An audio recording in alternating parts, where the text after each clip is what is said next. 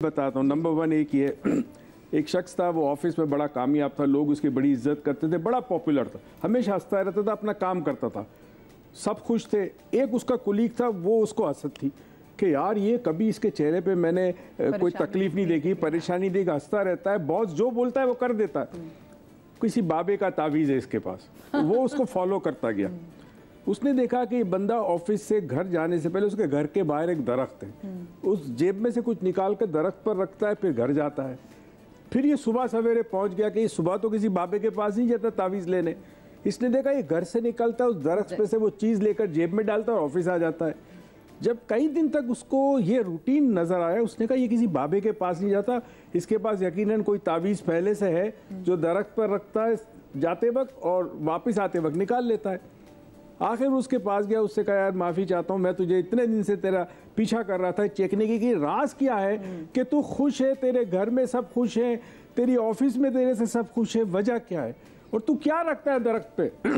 उसने कहा देख बात ही है, जब मैं ऑफिस से निकलता हूँ तो ऑफिस की सारी परेशानियां लेकर जब घर में दाखिल होने से पहले उन तमाम परेशानी को दरख्त पे रख देता हूँ। जब घर में दाखिल होता हूँ तो मेरा ऑफिस से कोई ताल्लुक नहीं है, मेरी बीवी, मेरे बच्चे। जब मैं सुबह निकलता हूँ वो तमाम काम जो ऑफिस के हैं, जो परेशानियां, वो लेकर फिर अपने साथ चला। मतलब मैं कट ऑफ करना नहीं आता, क्योंकि हम ऑफिस से जब घर जाते तो ऑफिस की सारी परेशानियां बच जाते हैं, हम अपने बच्चे के अंदर वो सारा कुछ जो है वो मुंतकिल कर देते हैं, सारी एनर्जी वगैरह। अच्छा, जो प्लांट्स के वाले से बात हो रही थी, मुझे बताया जैसे स्नेक प्लांट भी है, अगर हम उसको साइंटिफिकली देख लें तो वो क्योंकि वो ऑक्सीजन प्रोड्यूस करता है तो उसके बारे में कहा जाता है कि वो अच्छा है, आप स्नेक प्लांट घर में लगाएं। और हम घर में ऐसे अगर प्लांट्स को देखें, मैं अगर बहुत सारे हमारे जो दोस्त हैं, जो हिंदू फ्रेंड्स हैं, उनके घर हम देखते हैं कि वो ना पोटली लटकी हुई, जिसमें मिर्चें भी हैं, हरी मिर्चें भी हैं, लीमू भी है, और घर के बिल्कुल दरवाजे पे उन्होंने लगाई होती हैं। तो इससे लगता है जैसे प्लांट्स का भी कहीं ना कहीं एनर्जी से कुछ लेना देना है। ना कम से कम मनी प्लांट लगाओ, क्योंकि रात को भी वो ऑक्सीजन देता है। नासा ने साबित किया इसको। और इसके अलावा जो बॉडी पे बैड एनर्जी लग जाती है, इसके सोल्यूशन है। हरी इलायची है ना, 5 दाने लो, इसको एक पानी में बॉईल करो, फिर इसको ठंडा करो, फिर पानी के अंदर मिला के नहा लो।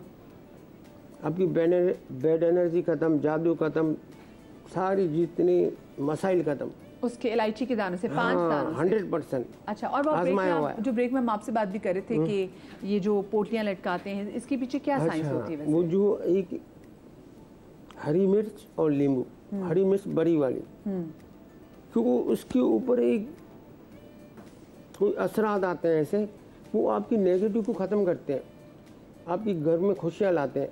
आप देखो जो अननोन मुसलमान हैं, वो अक्सर उनके घर में ये लटके हुए होते हैं। हाँ, लड़ियाँ से लटकी होती हैं नींबू और हरी मिर्च की। ट्रांसपोर्ट की जो गाड़ियाँ होती हैं उसमें भी लगे होते हैं। बिल्कुल, हाँ देखिए बिल्कुल। हाँ, और दूसरा घर से पूरी नेगेटिव ख़त्म करना है, क्योंकि हमने जाके मुख्तलिफ कंट्रियों से सीखे हैं।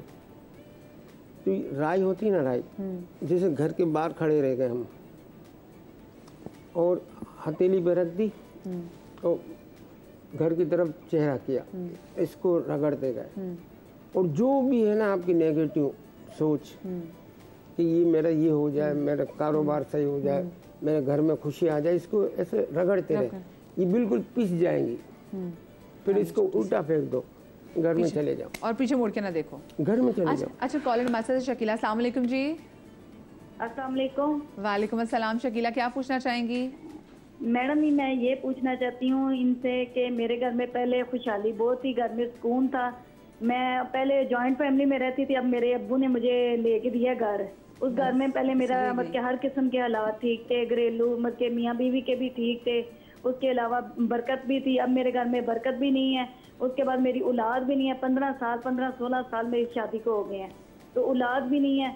हर वक्त मेरे मियाँ छोटी छोटी बात पे झगड़ना शुरू हो जाते हैं, हालांकि कोई बात भी इतनी बड़ी नहीं होती। तो मैं बाज़ दफ़ा बर्दाश्त कर लेती हूँ, मैं कहती हूँ खैर है, कोई बात नहीं, खुद ही ठीक हो जाएंगे, मैं चुप हो जाती हूँ। अभी भी यही हालात है कि अक्सर मैं चुप भी हो जाती हूँ, तो उनका हर काम जो बीवी का फ़र्ज़ है वो पूरा करती हूँ। तो मुझे नहीं समझ आती क्या हिसाब है क्या नहीं, कि हर वो घर में बरकत भी उड़ गई है, जो लेके आते हैं समझ नहीं आती, इतना मतलब हिसाब किताब भी नहीं है, कहाँ पे जा रहा है, क्या हो रहा है, क्या नहीं है।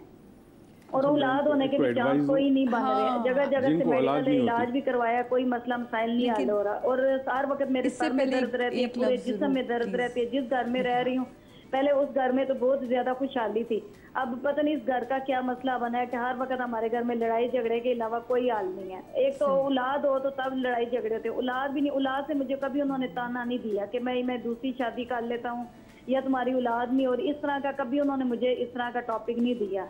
तो मैं ये चाहती हूँ कि आप मुझे कोई ऐसा वजीफा बताएं या कोई ऐसा बताएं कि जो मेरे घर में सुकून हो। हर वक्त मैं बीमार रहती हूँ, हर वक्त पूरा जिस्म टूटता रहता है, अजीब सी कैफियत होती है। बाज़ दफ़ा इतना गुस्सा आता है कि दिल करता है अपने आप को मार दूं। इतना मुझे गुस्सा अपने आप पे आता है कि मैं मत के इस तरह की नहीं थी, मेरे साथ क्यों इस तरह हो रहा है। आप कुछ बोलें फिर वजीफा आप बताइए। नहीं, मुझे ऐसा लगता है, ये तो मेरी ज़िंदगी के देखें इंसान अपने तजुर्बों से में, आप जब कंबाइंड फैमिली में, जैसे उन्होंने कहा मैं रह रही थी तो बड़ी खुशहाल थी। हमें खुद नहीं पता होता कौन अपना नसीब लेकर आ रहा होता है और किसके नसीब से हमारी ज़िंदगी में खुशियाँ आ रही होती। इसलिए आप अलग हुई और अब आपका मिजाज कैसा है या आपके शौहर का मिजाज कैसा है, कितना बुखल है आपके अंदर, कितनी कीना रखते हैं आप अपने अंदर, ये मिजाज आपको खुद अगेन अपना एहतिसाब खुद करें, देखें कि उस घर में ऐसी क्या चीज़ थी जिसकी वजह से खुशहाली आई थी।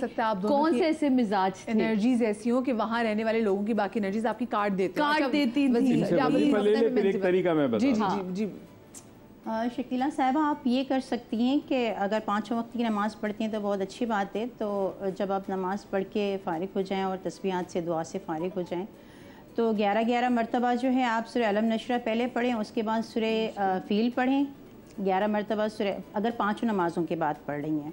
और अगर आप कहती हैं कि नहीं मैं कभी कभी कोई नमाज़ स्किप कर जाती हूँ, आपका ज़ाती मसला है, मैं उस पर कुछ नहीं कहना चाहूँगी, तो आप असर से मगरिब के दरमियान 33 टाइम्स सूरह अलम नशरा पढ़ें पहले और उसके बाद सूरह फ़ील पढ़ें। और जब भी कोई भी वजीफ़ा पढ़ना होता है, अव्वल आखिर दुरूद शरीफ लाजिम होता है। ये आप लोग अपने जहन में रख लें कि दुरूद शरीफ के बाद पढ़ना है जो भी वजीफ़ा पढ़ना है। दुरूद शरीफ उसकी जीनत है और उसकी कबूलियत की ज़मानत है। ठीक है, चले। अच्छा, कुछ रंगों की बात भी करेंगे, घर में रंग कैसा करेंगे। मैं बता दूं, एक टेक्निक है, हमने कुछ 40 साल से मैं लोगों को बता चुका हूँ मेरे यूट्यूब के channel, coin box, money box, पता नहीं आप लोगों ने सुना होगा कि नहीं, आपके प्रोग्राम में भी क्या हुआ है। मशहूरी उसी तो से पैसों की बजाय आप औलाद के लिए करें। एक खातून है, बड़ा सीनियर ब्यूरोक्रेट्स की सेकंड वाइफ है, दोनों की एज में बड़ा फ़र्क था, शादी हो गई, अब उसको औलाद नहीं हो रही। तो मुझे नहीं पता था, उसने कि मेरे किसी असिस्टेंट से पूछा, उसने बताया कॉइन बॉक्स, और मुझसे पहली दफ़ा आई थी। उसने कहा मेरी बड़ी ख्वाहिश है कि मेरे ट्विन्स हो। मैंने कहा तुम्हारा एक बच्चा नहीं हो रहा, 2 कैसे होंगे। खैर वो उसने, मैं भूल गया, कोई 1.5-2 साल बाद एक दिन आई मिठाई लेकर, उसने कहा सर मेरे ट्विन्स हुए। माशाल्लाह।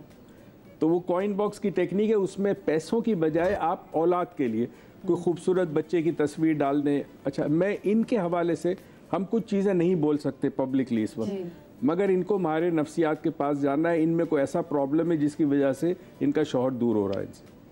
अच्छा, वो कहते हैं इनको गुस्सा भी आता है या तो वो डिप्रेस हो रहे, डिप्रेशन की तरफ कुछ भी हो, मगर इनका अपना कुछ रवैया ऐसा कि शौहर दूर जाए। अच्छा, घर में का रंग कौन सा कराएं? मैं बच्चे के लिए आजमाया हुआ है मेरे उस्तादों ने। अच्छा, हाँ।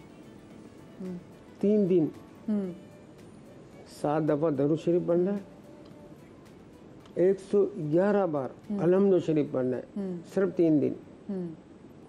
अल्लाह करम करेगा। सूरह फातिहा, हाँ, सूरह फातिहा। अच्छा, मुझे ब्रेक पे और जाना है, नियत करनी है हाँ, औलाद की। ठीक है। जब आप मुझे ब्रेक ब्रेक से